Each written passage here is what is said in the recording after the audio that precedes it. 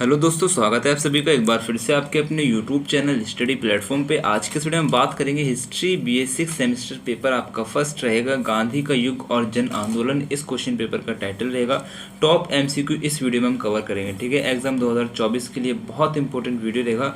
उत्तर प्रदेश की सभी यूनिवर्सिटी के लिए वीडियो इंपॉर्टेंट रहेगा। ठीक है, एक इंपॉर्टेंट बात आप याद रखिएगा, अगर आपको ये वाला पीडीएफ चाहिए जिससे मैं आपको पढ़ा रहा हूँ, ये वाला पीडीएफ आपको मेरे टेलीग्राम चैनल पे मिल जाएगा। इसी के साथ लास्ट ईयर के क्वेश्चन पेपर आपको मेरे टेलीग्राम चैनल पे मिल जाएंगे। ठीक है, टेलीग्राम चैनल का लिंक मैंने डिस्क्रिप्शन में दे रखा है। अगर आपको लिंक पे क्लिक नहीं करना है तो आपको टेलीग्राम पे जाना है, सर्च करना है @स्टडी प्लेटफॉर्म। ठीक है, @स्टडी प्लेटफॉर्म जैसे सर्च करेंगे आपको ऊपर एक चैनल नजर आएगा, उस पर क्लिक करके पीडीएफ को डाउनलोड कर लेना है। ठीक है, देखो समय मेरे पास भी कम है, आपके पास भी कम है, इसलिए मैं क्या करूँगा, सारे क्वेश्चनों को स्पीड से बताता हुआ चलूंगा। आप जो है इसको एक बार पीडीएफ से ज़रूर पढ़ लेंगे। ठीक है, वैसे तो आपको सारी बातें वीडियो में समझ आएंगी, लेकिन मैं स्पीड थोड़ा अपनी रखूंगा। ठीक है, पहला क्वेश्चन आपके लिए सिलेक्ट किया है, जैन धर्म निम्न में से किसको प्रधानता देता है? तो जैन धर्म जो है कर्म को प्रधानता देता है। ए यहाँ पे इसका राइट आंसर है। नेक्स्ट क्वेश्चन आपसे पूछा गया है, सिंधु सभ्यता के पूर्वी व पश्चिमी बिंदु के बीच दूरी बताइए। जो सिंधु सभ्यता थी उसके पूर्व और पश्चिम जो बिंदु हैं उनके बीच की दूरी कितनी है? तो राइट आंसर आपको लगाना 1500 किलोमीटर की दूरी हो जाएगी। ठीक है, आपका जो इसमें 4 पॉइंट है आपके, इनको याद रखिएगा। जैसे कि आपको मैंने बताया उत्तर, दक्षिण, पूर्व, पश्चिम। ठीक है, ये 4 पॉइंट हैं। तो जो सिंधु घाटी की सभ्यता थी उत्तर में कहाँ तक फैली हुई थी? तो मांडा था। उत्तर में जो एक क्षेत्र था उसका नाम है मांडा। मांडा वर्तमान में कहाँ पे है? जम्मू कश्मीर। ठीक है, और दक्षिण में आपका हो जाएगा दैमाबाद। दैमाबाद आपका महाराष्ट्र में है। और आपका पश्चिम में पूर्व में हो जाएगा आलमगीरपुर। ठीक है, आलमगीरपुर कहाँ पे है? उत्तर प्रदेश में हो जाएगा। और आपका पश्चिम में हो जाएगा सुतका गैंडोर। सुतका गैंडोर जो आपका वर्तमान पाकिस्तान में हो जाएगा। इन 4 पॉइंटों को याद रखिएगा। अभी जो मैंने आपको दूरी बताई है सुतका गैंडोर से आलमगीरपुर की जो बीच की दूरी है उसकी दूरी बताइए, तो 1500 किलोमीटर। ठीक है, डी यहाँ पे इसका राइट आंसर है। आई होप आपको समझ में आया होगा। नेक्स्ट क्वेश्चन आपसे पूछा गया है, हड़प्पा सभ्यता किस सभ्यता की 20 गुना थी? हड़प्पा सभ्यता जो है किस सभ्यता की 20 गुना थी?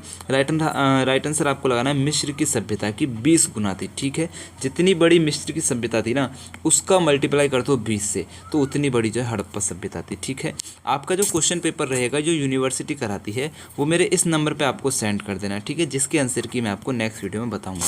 नेक्स्ट क्वेश्चन आपसे पूछा गया है, चोरी चोरा की घटना में एक थानेदार सहित कितने पुलिस वाले जला दिए गए थे? राइट आंसर आपको लगाना 22 पुलिस वाले जला दिए गए थे। यहाँ पे इसका राइट आंसर है। नेक्स्ट क्वेश्चन आपसे पूछा गया है, सिंधु घाटी सभ्यता के उत्तर व दक्षिण बिंदु के बीच की दूरी बताइए। तो उत्तर से दक्षिण जो बिंदु है उसके बीच की दूरी कितनी है? अभी मैंने आपसे पूरब से पश्चिम बताई थी, अभी आपको उत्तर से दक्षिण बतानी है। तो मांडा से दैमाबाद तक की दूरी बतानी है। राइट आंसर आपको लगाना है 1200 किलोमीटर। बी यहाँ पे इसका राइट आंसर है, याद रखिएगा। नेक्स्ट क्वेश्चन आपसे पूछा गया है, मिस्र व सुमेरियन की सभ्यता से व्यापार संतुलन किसके पक्ष में था? राइट आंसर आपको लगाना है भारत के पक्ष में था। ए यहाँ पे इसका राइट आंसर है। नेक्स्ट क्वेश्चन आपसे पूछा गया है, सिंधु घाटी सभ्यता के पंजाब में स्थित क्षेत्रों के नाम बताइए। राइट आंसर आपको लगाना है रोपड़ और संघोल। ठीक है, ए यहाँ पे इसका राइट आंसर है। नेक्स्ट क्वेश्चन आपसे पूछा गया है, चोरी चोरा घटना की तारीख क्या थी? राइट आंसर आपको लगाना है 5 फरवरी 1922। ठीक है, 5 फरवरी 1922 जो है चोरी चोरा घटना की तारीख थी। यहाँ पे इसका राइट आंसर है। नेक्स्ट क्वेश्चन आपसे पूछा गया है, सिंधु सभ्यता के खंभात की खाड़ी में स्थित क्षेत्रों के नाम बताइए। तो खंभात की खाड़ी में स्थित जो क्षेत्र हो जाएंगे लोथल और रंगपुर हो जाएगा, भक्ताशव मेघ हो जाएगा, कुंताशी और शिफासुर हो जाएगा। ठीक है, यानी कि उपरोक्त सभी ये सभी जो हो जाएंगे खंभात की खाड़ी में स्थित क्षेत्र हैं। डी यहाँ पे इसका राइट आंसर है। नेक्स्ट क्वेश्चन आपसे पूछा गया है, सिंधु सभ्यता की जलीय सीमा कितनी थी? तो सिंधु सभ्यता की जलीय सीमा 1300 किलोमीटर की हो जाएगी। डी यहाँ पे इसका राइट आंसर है। नेक्स्ट क्वेश्चन आपसे पूछा गया है, वर्तमान में हड़प्पा सभ्यता का क्षेत्रफल कितना है? राइट आंसर आपको लगाना है 20 लाख वर्ग किलोमीटर। सी यहाँ पे इसका राइट आंसर है। नेक्स्ट क्वेश्चन आपसे पूछा गया है, सिंधु सभ्यता के कच्छ की खाड़ी में स्थित क्षेत्रों के नाम बताइए। राइट आंसर आपको लगाना है सुरकोटडा, धोलावीरा और देसलपुर। ठीक है, ये तीनों जो क्षेत्र हो जाएंगे आपके कच्छ की खाड़ी में स्थित हैं। डी यहाँ पे इसका राइट आंसर है, उपरोक्त सभी। नेक्स्ट क्वेश्चन आपसे पूछा गया है, सिंधु सभ्यता के उत्तर प्रदेश में स्थित क्षेत्रों के नाम बताइए। सिंधु सभ्यता के वो क्षेत्र जो उत्तर प्रदेश में पड़ते हैं, राइट आंसर आपको लगाना आलमगीरपुर आपका हो जाएगा। आलमगीरपुर आपका मेरठ में हो जाएगा, ठीक है। जो आलमगीरपुर है ना, सिंधु सभ्यता का सबसे पूर्वी भाग है, ये मैंने अभी आपको ऊपर बताया, ये वाला ऑप्शन आपका सही है। सहारनपुर में बड़ा गाँव व हुलास जो हो जाएंगे उत्तर प्रदेश में एक क्षेत्र है जो कि सिंधु सभ्यता के क्षेत्र हो जाएंगे, ठीक है। तो दोनों ऑप्शन आपके सही हैं, ए और बी दोनों करेक्ट हैं, तो सी जो है यहाँ पे इसका राइट आंसर है। नेक्स्ट क्वेश्चन आपसे पूछा गया है सिंधु सभ्यता के हरियाणा में स्थित क्षेत्रों के नाम बताइए। तो हरियाणा में स्थित क्षेत्र हो जाएंगे आपके राखीगढ़ी। राखीगढ़ी बहुत इंपॉर्टेंट है, याद रखिएगा। मिथाथल बालू और कुनाल सिसबल, ठीक है, यानी कि उपरोक्त सभी ये सभी जो हो जाएंगे हरियाणा में स्थित क्षेत्र हैं, डी यहाँ पे इसका राइट आंसर है। नेक्स्ट क्वेश्चन आपसे पूछा गया है सबसे पुराना वेद कौन सा है। राइट आंसर आपको लगाना ऋग्वेद हो जाएगा, ए यहाँ पे इसका राइट आंसर है। इंपॉर्टेंट क्वेश्चन है, याद रखिए। नेक्स्ट क्वेश्चन आपसे पूछा गया है सिंधु सभ्यता के पाकिस्तान के पंजाब प्रांत में स्थित क्षेत्रों के नाम बताइए। राइट आंसर आपको लगाना हड़प्पा हो जाएगा, डेरा इस्माइल खां हो जाएगा, रहमान डेरी, ठीक है। ये सभी जो हो जाएंगे पाकिस्तान के पंजाब प्रांत में स्थित है, डी यहाँ पे इसका राइट आंसर है। इंपॉर्टेंट क्वेश्चन है, याद रखिए। नेक्स्ट क्वेश्चन आपसे पूछा गया है गायत्री मंत्र का उल्लेख किस वेद में है। Very most important question.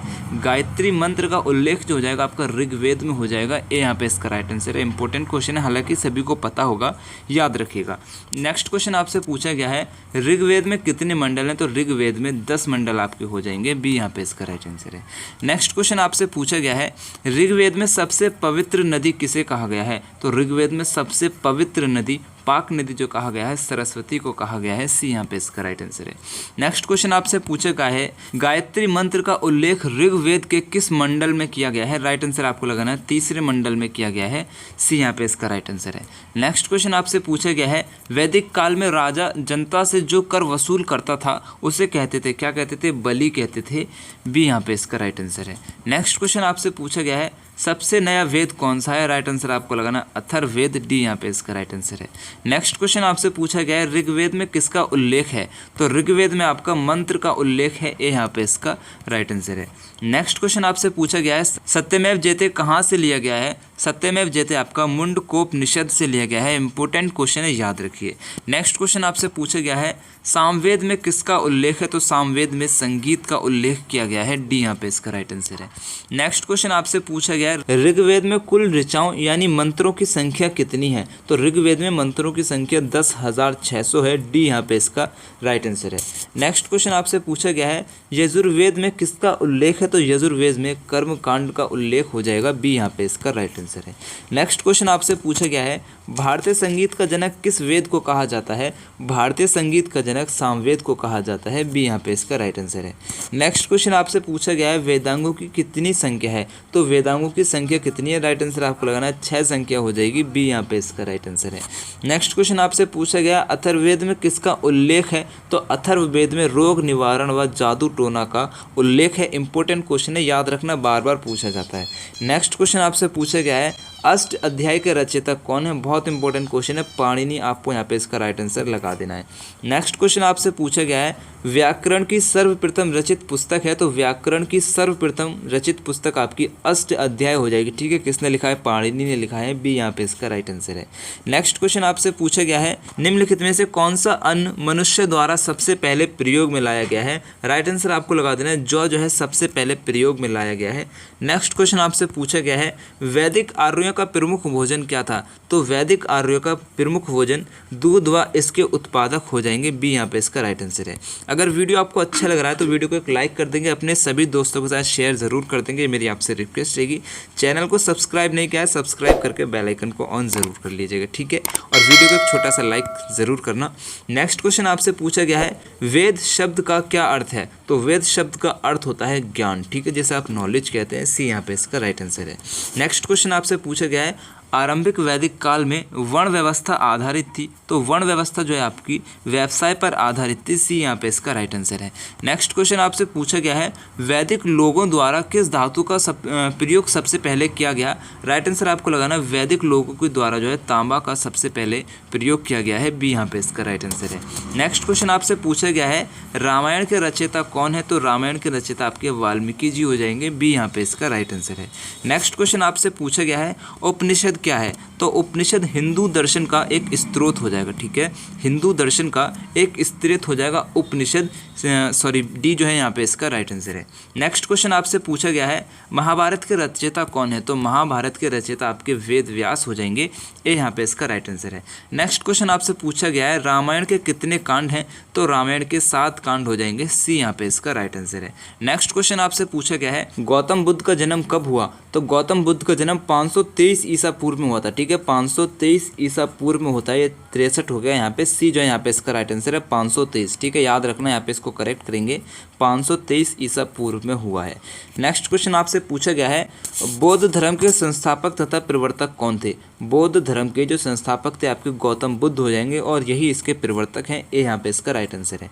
Next question आपसे पूछा गया है बुद्ध का अर्थ क्या होता है, तो बुद्ध का अर्थ होता है ज्ञान, ठीक है, क्या हो जाएगा, बुद्ध का अर्थ होता है ज्ञान, बी यहाँ पे इसका राइट आंसर है।